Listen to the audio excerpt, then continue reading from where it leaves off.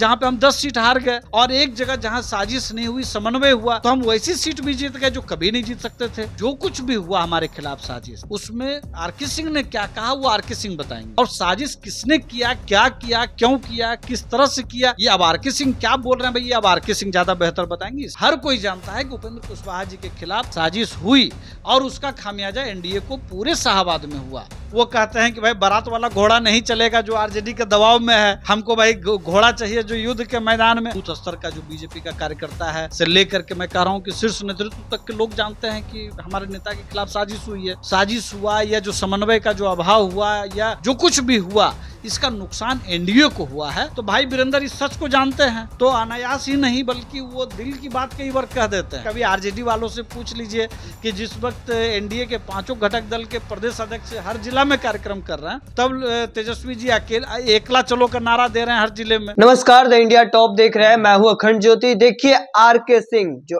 आरा से पूर्व सांसद थे, उन्होंने बड़ा खुलासा कर दिया है और जिसके बाद से अब सियासत गर्मा गई है। इस वक्त हमारे साथ बातचीत करने के लिए आरएलएम के प्रवक्ता राहुल जी हैं। किस तरीके से देखते हैं, आरके सिंह ने बड़ा अब तो खुलासा कर दिया है कि शाहबाद क्यों साफ हो गया एनडीए का। देखिए शाहबाद में जो कुछ भी हुआ और हमारे नेता माननीय उपेंद्र कुशवाहा जी के साथ जो कुछ भी हुआ, उसको लेकर के हमारे नेता ने तो बहुत पहले ही बहुत स्पष्ट शब्दों में कहा कि भाई जो कुछ भी हुआ वो पूरे बिहार के लोग जानते हैं, पूरे शाहबाद के लोग जानते हैं और एनडीए के तमाम शीर्ष नेतृत्व के लोग जानते हैं कि कैसे और क्या हुआ। इसमें कोई नई बात नहीं है कि अब कोई बड़ा खुलासा हो गया या कुछ बहुत कुछ हो गया, ऐसी कोई बात नहीं है।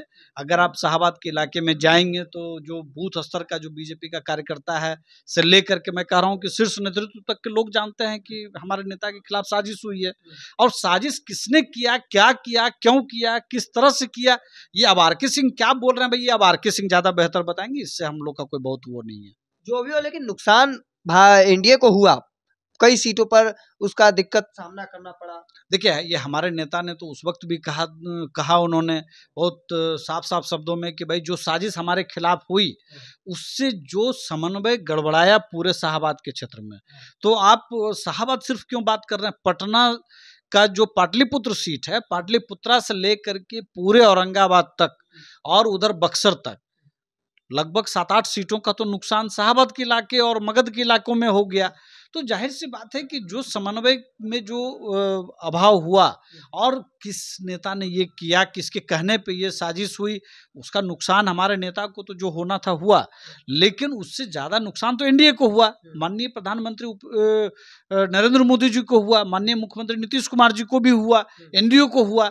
तो ये बातें तो उसके बाद जो मुख्यमंत्री निवास पर जो बैठक हुई थी एनडीए की, उसमें बहुत स्पष्ट आ गई थी चीज़ें कि भाई ये जो साजिश हुआ या जो समन्वय का जो अभाव हुआ या जो कुछ भी हुआ, इसका नुकसान एनडीए को हुआ है।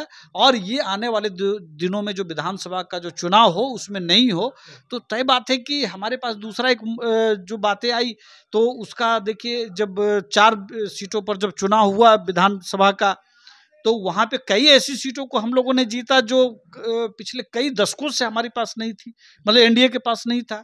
आप बेलागंज की बात कर लीजिए, तरारी भी बहुत कठिन सीट माना जाता है, रामगढ़ की सीट कहा जाता था कि भाई वो तो जीता ही नहीं जा सकता है, तो वो सीट भी हमारे माननीय उपेंद्र कुशवाहा जी के ने जो प्रयास किया उन्होंने उन इलाकों में, आपने देखा होगा उस बीच उन्होंने उन इलाकों में कई बार दौरा किया और कार्यकर्ताओं को लगाया और उसका फायदा ये हुआ कि एनडीए सीटों को जीत पाया।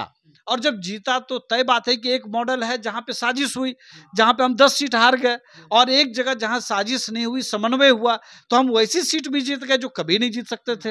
ये नहीं, एकजुटता की वजह से जीते, तो हम एकजुटता दिखाए।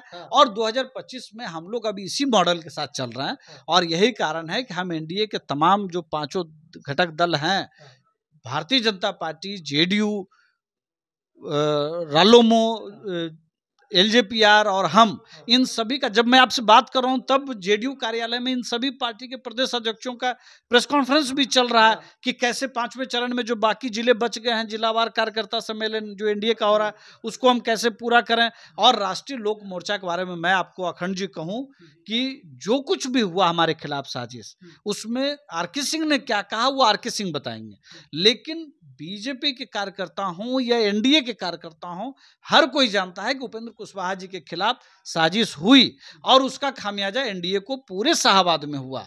और अब हम उस बात से आगे निकल चुके हैं और एनडीए अब बहुत मजबूती से 2025 में 225 सीट कैसे जीतेगी इसके लिए काम कर रहा है। और अब बीती बातों को अगर हम जख्म को कुरेदते रहें उसका कोई मतलब नहीं है। अच्छा, आप एक तरफ एनडीए की एकजुटता की बात कर रहे हैं, दूसरी तरफ कल एक बड़ी बैठक रखी गई दिल्ली में एनडीए गठबंधन की।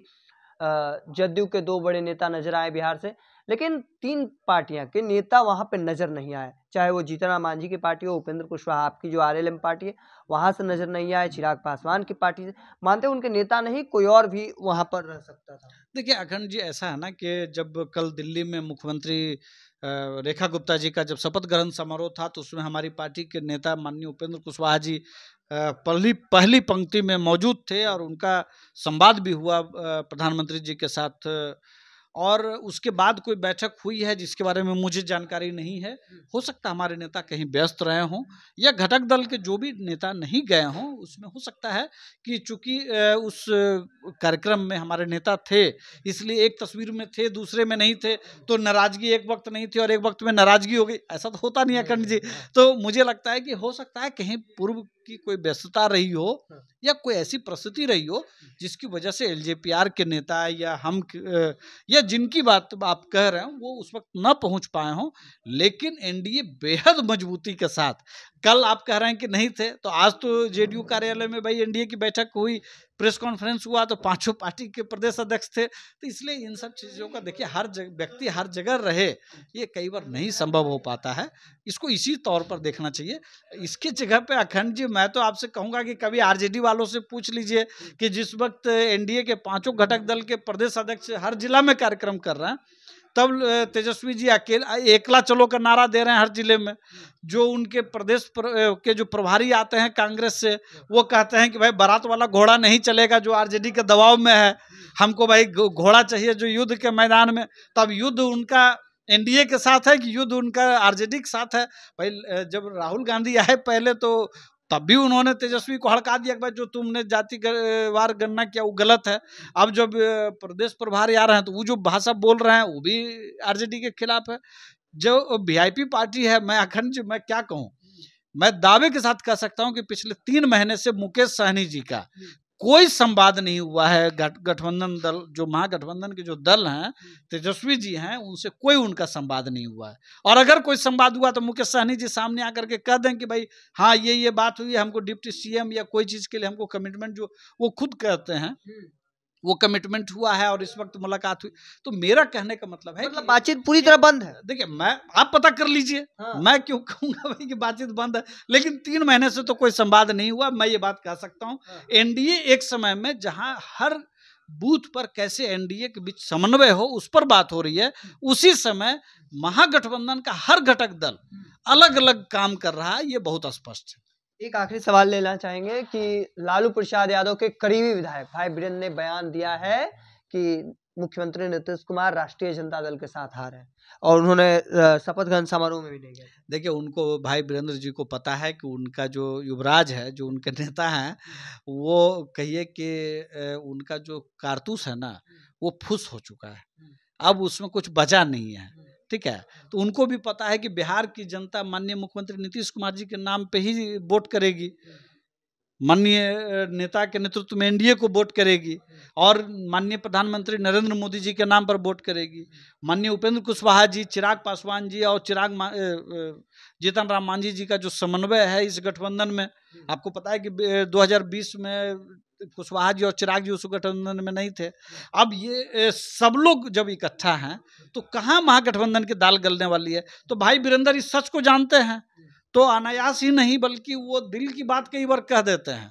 लेकिन भाई वीरेंद्र जी अब आपका कुछ नहीं हो सकता, आपकी पार्टी को अब इस बार नेता विपक्ष भी नहीं मिलने वाला है। पार्टी 18 सीट के, वो गठबंधन ही 18 सीट के नीचे रह जाएगी। 18 सीट के नीचे बिल्कुल, 225 प्लस हम लोग लाएंगे तो कितनी सीट बचेगी, अब वही समझ लीजिए वो लोग आपस में क्या करेंगे। तो चलिए हमारे साथ आरएलएम के प्रवक्ता राहुल कुमार थे, सीधे तौर पर कई बड़े खुलासे करते नजर आ रहे हैं। उनका कहना है कि उपेंद्र कुशवाहा के खिलाफ साजिश तो हुई थी, यह बात सबको पहले से भली भांति जानता है। हालांकि आरके सिंह क्या कुछ कह रहे हैं वही साफ तौर पर बताएंगे। वहीं एनडीए की बैठक जो हुई है उसमें कई बड़े नेता नजर नहीं आए, उस पर इनका कहना है कि इससे पहले शपथ ग्रहण समारोह में नजर आए थे, व्यस्तता हो सकती है इस वजह से नजर नहीं आए। हालांकि सीधे तौर पर जब एक और बड़े वो खुलासे करते नजर आ रहे हैं कि मुकेश सहनी और तेजस्वी यादव के बीच 3 महीने में बातचीत नहीं हुई है। अब ऐसे में देखना होगा आगे की तस्वीर क्या कुछ निकलकर सामने आती है। तब तक के तमाम हर अपडेट को देखते रहने के लिए द इंडिया टॉप देखते रहें। धन्यवाद।